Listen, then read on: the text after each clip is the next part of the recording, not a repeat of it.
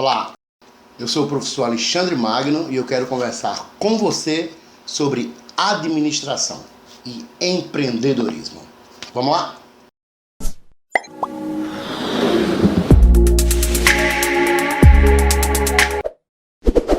Olá, eu queria conversar um pouco com você hoje sobre a função de um administrador.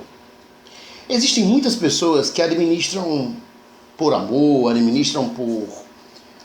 na prática, administram de forma sem ter um estudo, sem ter uma capacidade anterior, sem ter procurado se aprofundar sobre o assunto. Administram porque, talvez por necessidade, tiveram o próprio negócio, ou talvez porque são muito bons naquela atividade específica que eles executam e aí são escolhidos para gerenciar um determinado grupo. Por exemplo, um bom vendedor é escolhido para administrar uma equipe de vendas. Ou um grande engenheiro é escolhido para administrar uma empresa de engenharia. Isso é muito comum no mercado. Pessoas que não são administradoras ocupando o lugar de gestão. Eu não quero entrar na discussão se isso é correto ou se isso é errado. Não é essa a minha intenção. Eu quero conversar com você, estudante, administrador, graduado ou administrador na prática.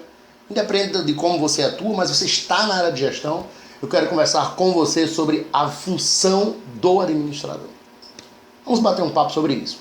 Baseado nessa ideia, eu vou tratar com você sobre duas coisas. Primeiro, sobre o clássico As Funções do Administrador. Uma teoria clássica demais, que vem lá do início da administração, de Taylor, de Fayol, dos primeiros administradores, dos primeiros pensadores a respeito da administração. E a outra ideia que eu quero tratar com você é sobre os papéis gerenciais, que foi criado por Mintzberg, um estudioso muito mais recente, e que tratou aí os papéis que um gerente deve ocupar, e ele dividiu esses papéis em 3 funções. Ele, na verdade, elencou vários papéis, 10 ao total, e dividiu ele em 3 funções. Eu quero tratar com você dessas 3. É muito interessante que você observe esse vídeo para que a gente possa compreender qual o papel do administrador em uma empresa. O papel do administrador não é executar uma atividade. É importante que a gente vá entender primeiro o que não é o papel do administrador.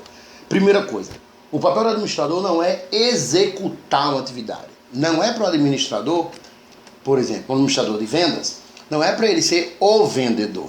Ele pode vender. Não quer dizer que o cara tem que ficar parado, sentado numa mesa. Mas não é função dele ir a campo, fazer a atividade em si. Ele não é um executor, ele é um gestor. Ele precisa gerenciar essa equipe. Não é papel do administrador também solucionar problemas. Estranho isso, né? A gente às vezes olha para o administrador e pensa, ele soluciona problemas, tal, tudo que chega na mão dele ele resolve, então ele é um solucionador de problemas, ele é um grande gestor. Não. O gestor ele precisa ter a capacidade de solucionar problemas. Ele precisa ser capaz de solucionar os problemas que aparecerem na frente dele, resolver com os recursos que ele tem. Mas a principal atividade do administrador em relação aos problemas é se preparar, se planejar para evitar os problemas. Então, primeira coisa, o administrador não é um executor. Ele pode executar, mas a sua função é de gerenciar aqueles que são os executores. Segunda coisa que a gente precisa desmistificar é que o administrador não é um solucionador de problemas. Ele é uma pessoa que busca evitar que os problemas venham a acontecer através de um planejamento. Quando ele não faz isso, ele soluciona em cima da hora, ele apaga a fogueira e ele provavelmente gastará muito mais recursos. Quando ele, em vez de ser um planejador para ser um solucionador de problemas, ele gasta muito mais recursos. Quando ele busca ser um executor, em vez de ser um gestor de pessoas, ele normalmente fica vendo operações específicas e não consegue ver o todo. Vamos dar um exemplo claro. Você tem uma equipe de vendas e você é um vendedor. Você não é um gestor das pessoas que vendem. Você passa a ver a sua operação de venda, mas você não passa a ver a equipe de venda como um todo. Essas duas coisas a gente precisa desmistificar. Primeiro, o administrador não é solucionador de problemas, é um planejador que evita que os problemas aconteçam. E ele não é um executor de tarefas, ele é um gestor de uma equipe que executa tarefas. Ele pode executar e pode resolver problemas, mas não é a função principal dele. E aí vem a pergunta, qual é essa função do administrador? Se a gente for lá para os primórdios da administração, os primeiros pesquisadores que são Taylor e Fayol, e tentar fazer um resumão do que eles falaram, do que eles pesquisaram, do que eles estudaram, a gente vai falar de um conceito muito comum na administração, que são as funções administrativas. Essas funções administrativas são divididas em 4 etapas, que não acontecem de forma tão lógica como a teoria fala. Nós colocamos elas de forma sequencial para que fique claro, para que fique didático. Mas é claro que na vida real, na vida prática, no dia a dia, elas não acontecem dessa forma.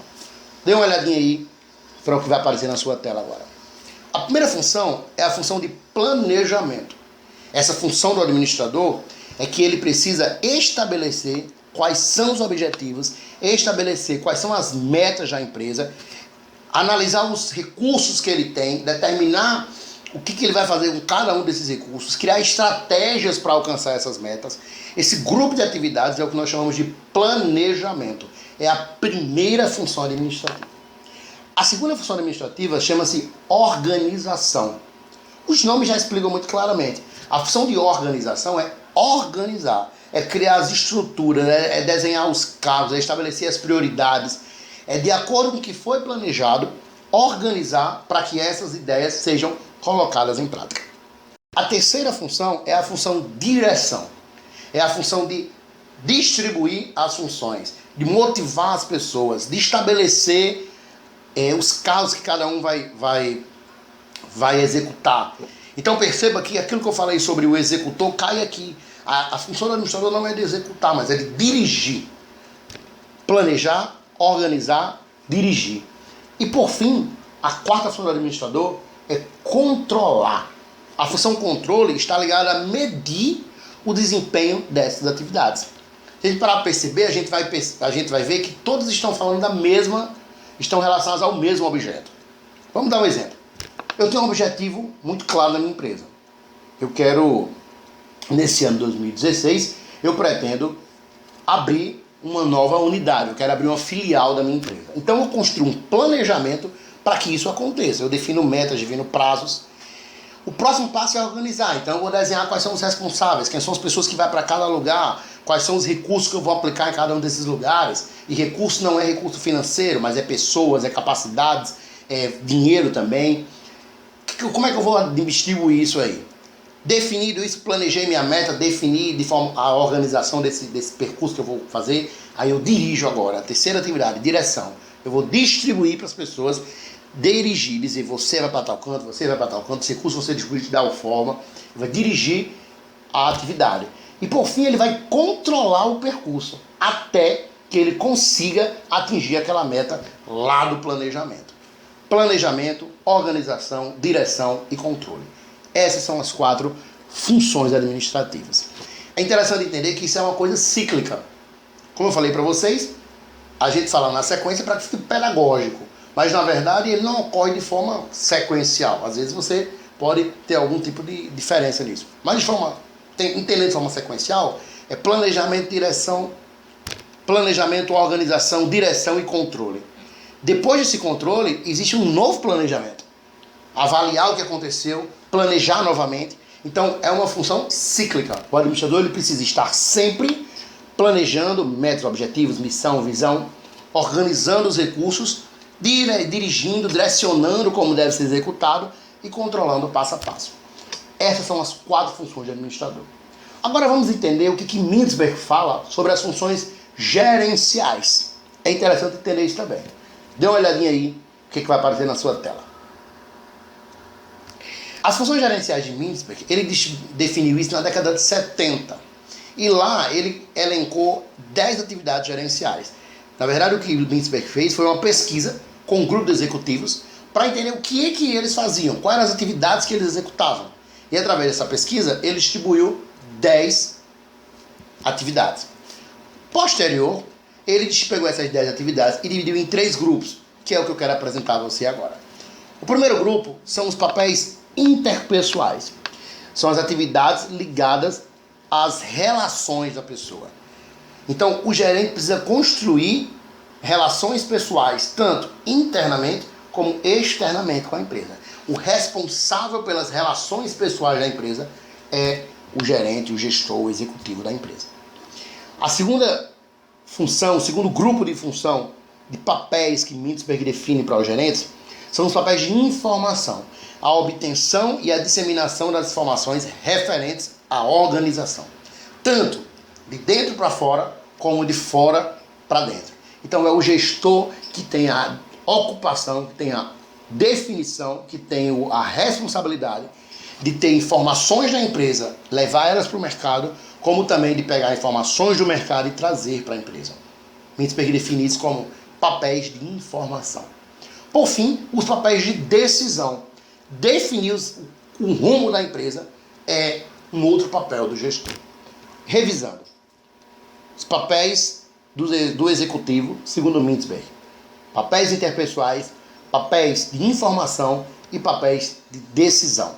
As funções administrativas, as 4 funções administrativas: planejamento, organização, direção e controle.